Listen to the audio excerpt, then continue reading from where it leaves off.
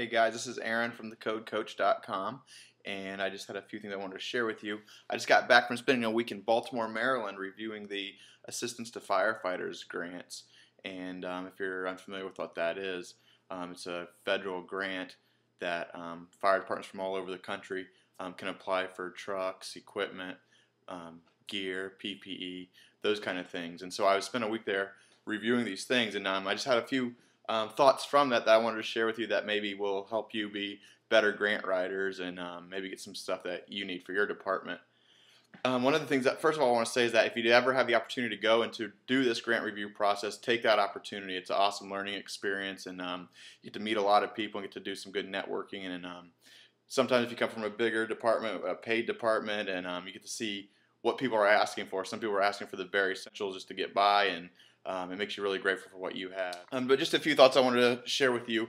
If you're not familiar with the Assistance to Firefighters Grants, the review process, what it does is it's first pre-scored, and they said they had about 20,000 grants that came in, and after they went through the first pre-score process, that cut it down to about 5,000 grants. So that's 15,000 or so that weren't even eligible to go to the next process of the review, which is the panel reviews, which is what I was doing. And what that is, there's about 200 fire service personnel from around the country.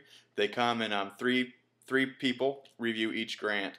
And so we just sat there for a week and we read grants and read these applications and put our comments in them.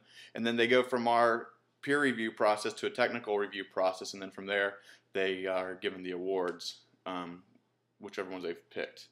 There's just a few thoughts, like I said, I wanted to share. The application are divided into 4 sections, and these 4 sections are what we are reviewing your grant based on. The first section is your financial needs section. This is probably the most important section that you really want to focus on and put a lot of good detail.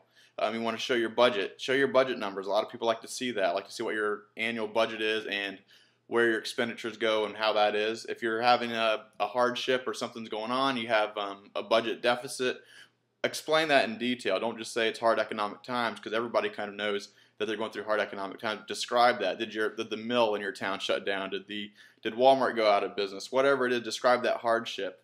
Also, it's very helpful in that financial needs section if you would use local data and or even national data, or compare your poverty rate in your community with the national poverty level. That's the first section, is financial need. The second section is your project description. This is where you get to describe what you want and what you need. It's good in this section to spend a lot of time describing your current situation. If you're asking for new equipment, spend a considerable amount of time describing what's wrong with your equipment that you have now. What's the problem with it? Why doesn't it work? Why isn't it good enough? What's wrong with your current PPE or your truck that you're replacing? What's wrong with it? Describe your current situation. Give specific details on the new equipment that you're requesting. Give some specifications, like what you want. What's this going to look like?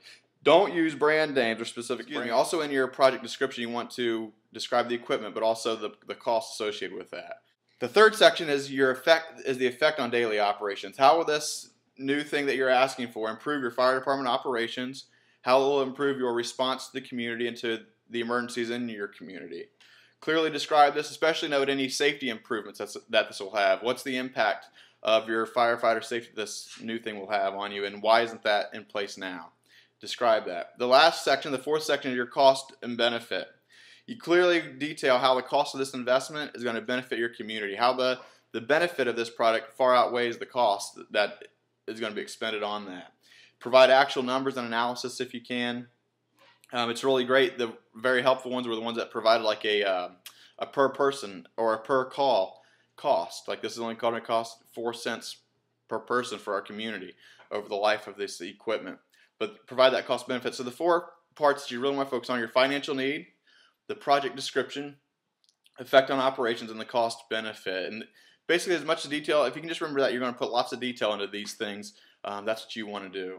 I hope this was helpful to you. If you have any questions or comments on this, please feel free to post them. I also have down below, you'll see I have some resources and some links that you can check out from FEMA and a couple articles that will help you in your grant writing future. All right, thanks a lot. We'll catch you next time.